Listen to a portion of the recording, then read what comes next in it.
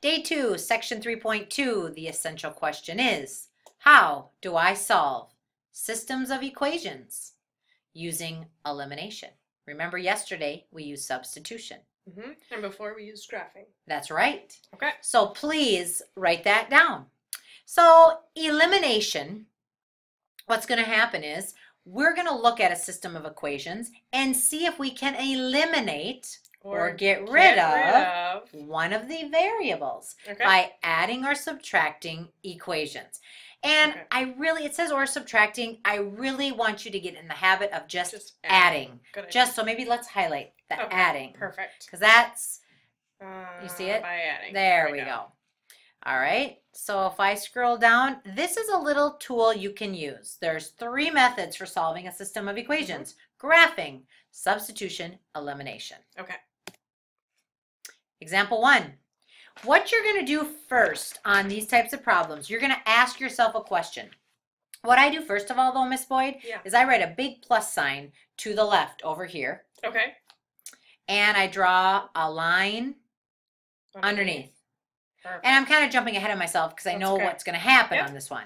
But we look and say, is there anything that's going to cancel by adding those together? Anything you mean an X or a Y here? Yes, thank you. Okay, so if we add these together, those won't go away. But if we add these, they will. They will cancel because a -7 and a 7 is just 0. Exactly. So when we add 4x plus -12x, we get -8x. The Y, goes away. Yep. And that equaled a -6. Thank you. And we divide both sides by -8. So now we just solve it. Right. Okay.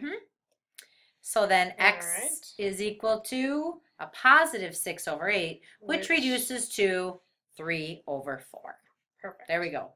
And that is our x value. Well, we know what to do. When you're given 1, what do you do? What do you do with that? Plug it in, plug it in. Right. And I always say, look at which one's easier. I think this one's going to be easier. By far. Yeah. So let's do that. So I'm going to have 4, and instead of x, I'm writing 3 over 4. Yep.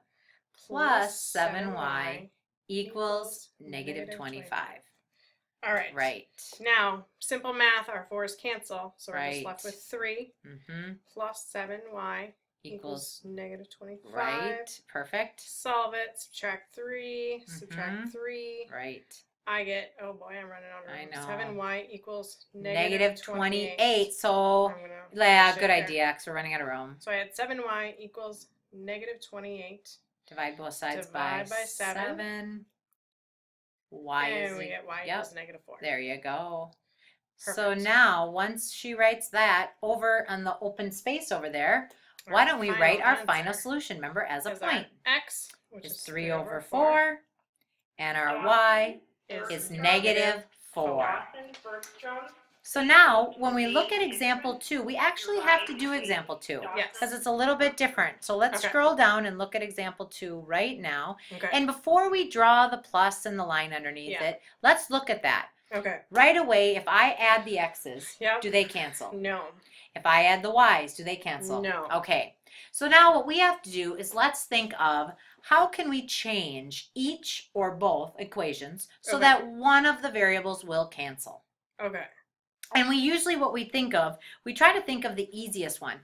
I look at the -3y and the plus 5y. They're opposite signs. Yes. So I usually jump to that right away. Perfect. So then we think. Try and figure out how we can get these to be opposites. So then typically the easiest way is you multiply the two numbers. 5 times 3 is 15, right? Yeah. So so we now have to think of, okay, what do we have to multiply 3 by to get to 15?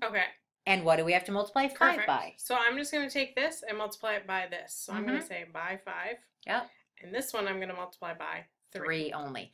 Yep. That means we have to do that to everything, though. Right. So I've got to multiply here, here, and all the way over. Right. So 5 times 5 is 25x. Right. Minus 15y equals 210. Thank you. I'll help you out. I'm going to change colors here. Good idea. Actually change this so that we can kind of see.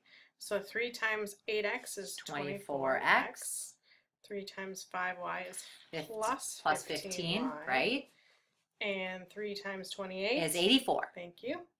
And now we can draw the line and the plus sign. Always do that. Adding.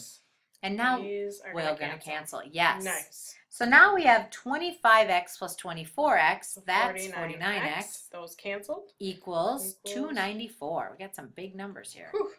All Divide both sides by 49. Please tell me it comes out nicely. It does. It does. All right. So x equals 6. Nice. So now we have room. I don't know if we have room down below. Should I look and see? We go to the side. Okay. Yeah.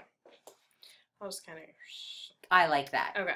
Should we just plug it into the first equation? I like plugging it into the first. Yeah. It's usually easier. So 5 times 6 instead of x minus 3y equals 42.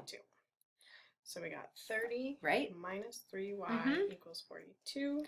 And then we're going to subtract 30 from each side. Minus 30. So I get, don't forget that negative. Negative 3y equals 12. Divide both sides by negative 3. Look at that. Nice. So we get y equals negative 4. And we have it. So our final answer is 6, negative 4. And let's highlight that so we know that is our, maybe put a big star by it because we've highlighted some other things. So they know that is our final answer. Perfect. That's how you use elimination. All right. So now we are going to go to the next page. And I'm off the screen, but now I'm back on. Okay, so now in lesson 3.1, you learned that systems may have infinitely many or no solutions. Right. So we're going to talk in example 3 here. Look at the directions. It says classify the system and determine the number of solutions. Okay. So you can determine if you want to use substitution or elimination here. Because it's not telling you, use elimination, use substitution. So you can use whichever one you think is easiest. So since we're kind of talking elimination today, I think we should keep our focus on elimination because it doesn't hurt to do another example. So when you classify, you have to first determine if there's a solution or not. So what do you think we have to do? Well, we don't have anything that cancels, so we're going to have to figure out something that will. What do you think? Since these numbers are smaller. But notice something, Miss Boyd. They're both positive. So we got to make one negative, one positive. Okay. So I would leave the top one all alone. Okay. And I would just multiply the bottom one by negative 8. Okay. That's going to work. Perfect. So let's do that. I'm just going to rewrite this first equation. So I have 56x plus 8y equals negative 32. Correct. And now my new equation is going to be negative 56x plus negative 8y equals 32. It's a positive. A negative times a negative. Boy. Those so cancel. Now, those cancel. And those cancel. Let's go to the bottom. What happens when they cancel? What do you get? We get 0. Okay, so you get 0 equals, plus 0 equals 0. So if I scroll down for you here, what's your final solution going to be? 0. Is that a true statement? 0 does equal 0, yeah. Right. That's true. So when you have a true statement like that, and you have a number equal to a number or a variable equal to a variable, that means you have infinitely many solutions. All right. And that's what we want to write. When you have infinitely many, we're going to really jog your memory now. We have to decide, is it consistent or inconsistent? Do you remember, Miss Boyd? It's consistent. Yes, when there's a solution, it's always consistent. Then the next thing we have to ask is it independent or dependent? Do you remember? I don't. Okay. I don't want to confuse them. So it's actually dependent. Okay. When there's infinitely many solutions, it's dependent. Okay. When there's one, it's independent. So this is something you have to memorize. Okay. Miss Boyd, you and I even forget it sometimes, right? Well, and so now you're saying that, and I think one solution, the I kind of looks like a 1. So if there's one solution, it's independent. And if it's not, then it's going to be dependent. Right. Okay. And remember, dependent depends on the independent. Right. You could think of that way. Perfect. I guess.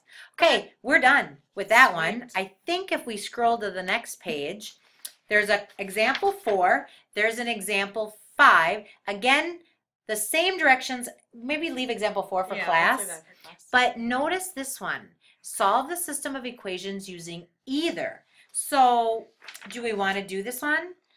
It's 9 minutes already, 54. Should we save it for class? Is it our last one? I think it is. Because Yeah. if I go quickly. We'll just save it for Ooh, now what's this? Oh boy, we better quick review. Okay, let's do a. Let's skip that other one. Yeah, let's talk about this. Okay. Perfect. So this is a quick review. Yeah. I really, really want you to go through this. A review of 3.2. Solve a system of equations. Methods, graph, substitution, elimination. Perfect. Possible solutions. You can have one solution. Right. No solution. That's Right. why we had They that never extra cross. example. Yep.